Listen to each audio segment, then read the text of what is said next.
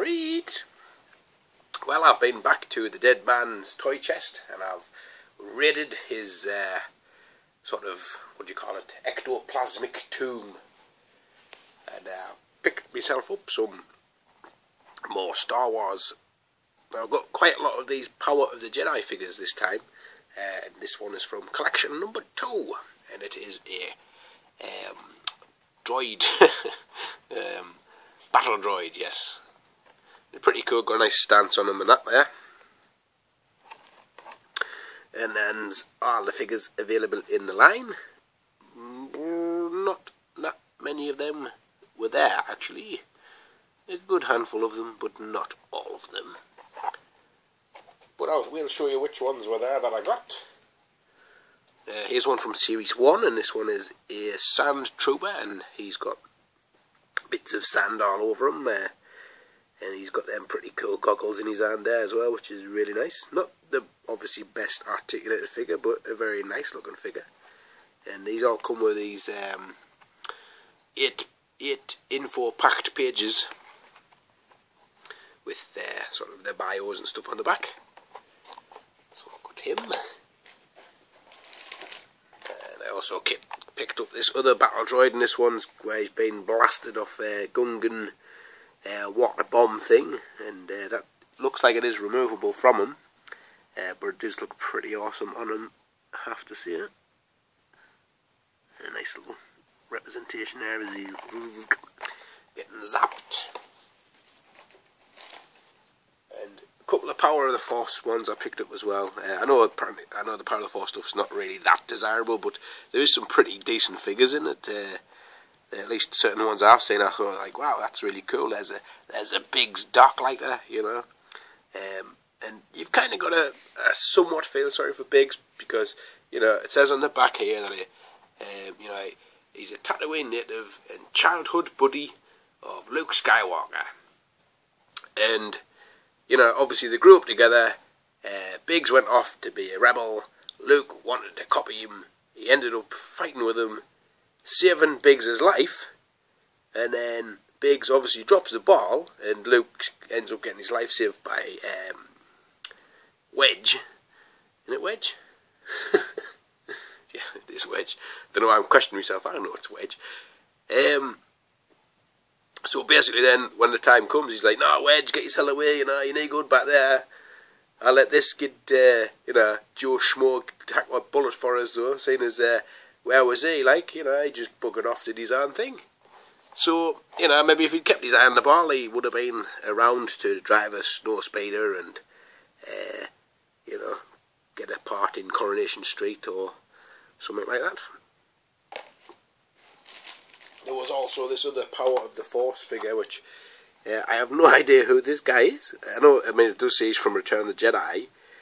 Some part of the Jabba's thing, but I really don't remember seeing him. But he just looks awesome. He's huge, really big, fat figure. Not that that always makes a figure really good. I mean, but you know, you do get value for your money. Pretty heavy figure on the card there. And apparently, I was looking at this battle scene, thinking, well, he must be on there. So I'm thinking, well, where the hell is he? I mean, is he like this shadow down here or something? But on this piece of writing here, it says that this is this character's view. So whether he's actually in the movie or not, I don't know. If you know, do obviously tell us, and next time I watch Return of the Jedi, I will keep my eye open for him. He's called Pote Snicket King. Anyway, you can probably read that better than I can. But pretty awesome figure, like. I guess that was one of the things that I used to like about Star Wars, was the fact that you kind of got these mad creature characters who, I mean, I'd never, as a kid, knew who half of them were, but they were still really cool characters and enjoyed playing with the toy just because it was a cool toy rather than knowing anything about the character itself. You just made that up yourself. He is the two-headed commentator for the pod race thing, so he looked pretty mad in the movie, and looks really, really quite mad in the toy form as well. So didn't actually realise he had a tail until I got the figure. And a Gungan soldier, warrior, not soldier. There he is there. Looks like he's going to play snooker or something. His arms are positioned, but so he can hold his shield. Look, pretty well packaged, these figures. They've kind of tried to utilise their accessories that they've gotten, the like. Now then, you're probably thinking, why did you pick up a Jar Jar Binks? I don't actually mind Jar Jar Binks. He's not a bad character, really. He does what he does. He's light entertainment. I do like the fact that this one's kind of trying to lick the inside of his packet. That's quite a nice way to kind of package him there, Obviously, he must be quite tasty in there. And he comes with a compressed pit droid too.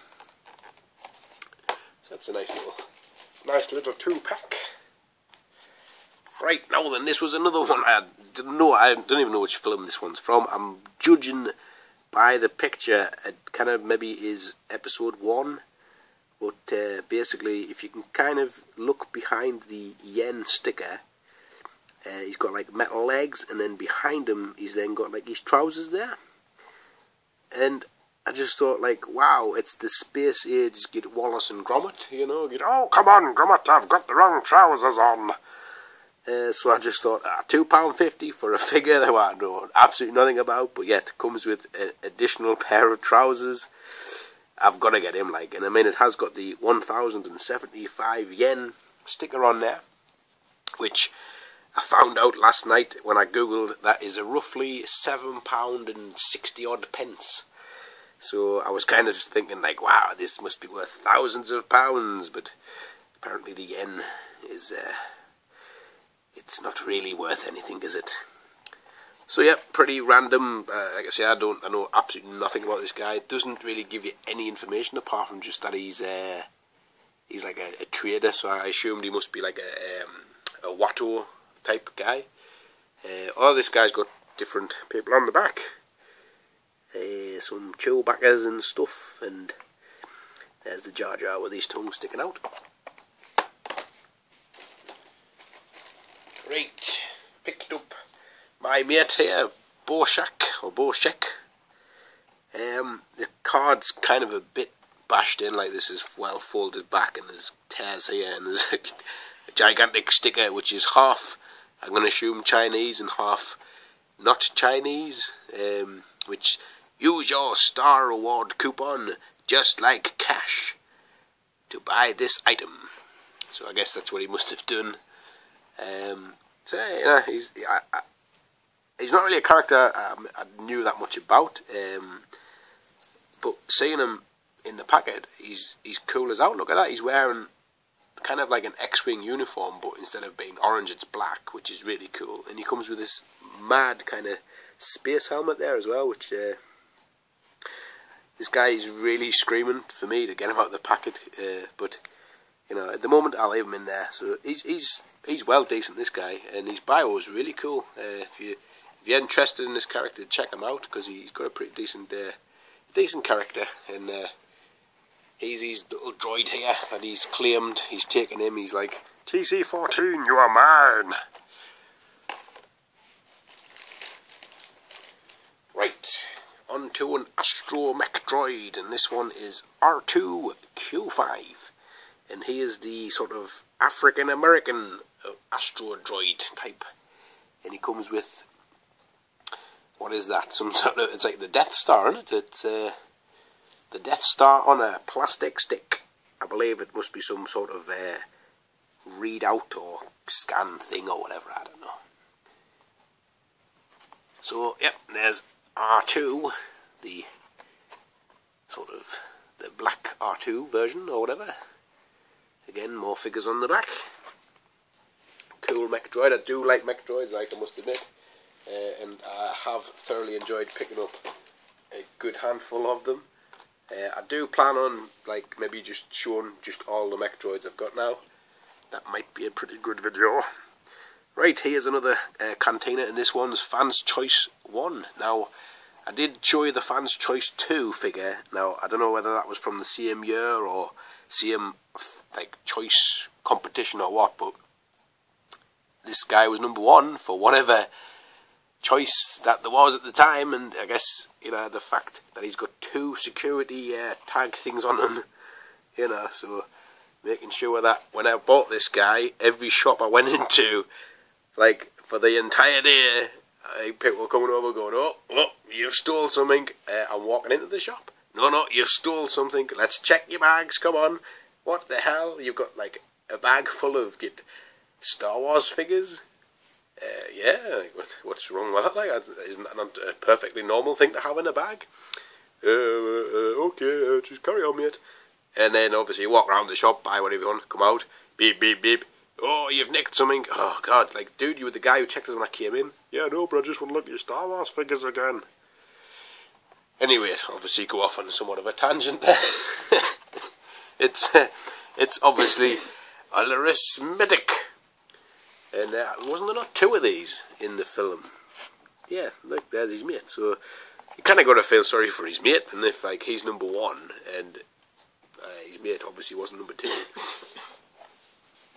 or you would have thought doing them as that's the plague kicking in, guys.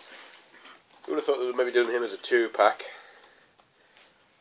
And here is Darth Vader's mum. It's Shmi Skywalker. And she comes packed with what looks like the sort of control panel of a Craft-matic bed. Is that how you call them? Craft automatic bed, something. You know, the beds that you lie on and they go up and down things. But it seems somewhat severed, so I don't know what the deal is with that. But it's nice to have Darth Vader's mum. Mama!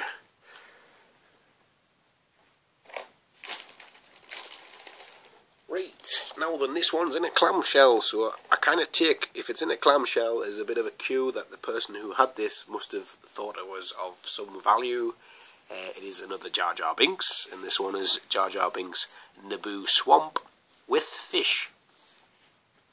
And you can see there he's kind of posed in a swimming position. And he's in a clamshell, so I mean, is this one rare, or did the guy just really like Jar Jar Binks? I don't know. But again, it was the £2.49, so I thought, well, it's worth a punt, innit? And I like Jar Jar Binks, like I say, why not?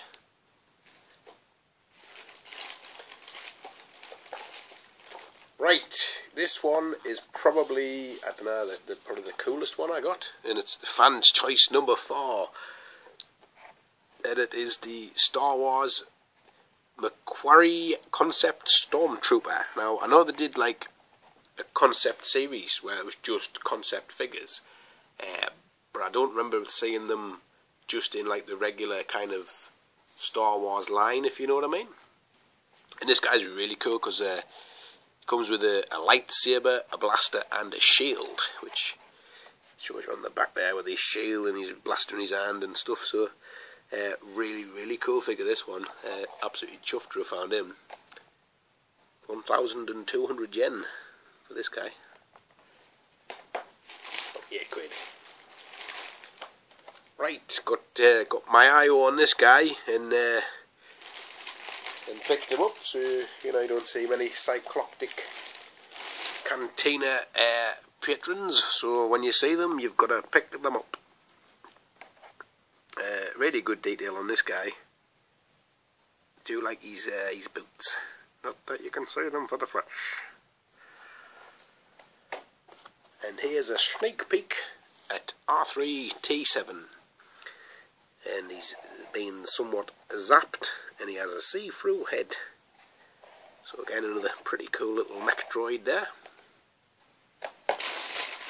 And finally,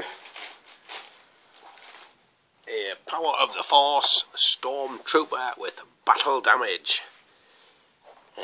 And there it is on his chest, like a little star there that kind of doesn't quite show up very well. You can just about make it out, slightly grey on his chest there, and that's obviously where Leia's popped one right in his chest.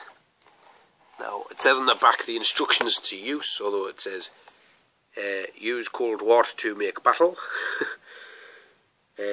Unfortunate placement of the sticker there. I suppose you could start a war with cold water, couldn't you? But basically you put cold water on it to either make it go away or make it come, type of thing. And there's a few of the other figures in this line there. They did have the R2, which I didn't get. I did want to get them, but you know, you've got to kind of.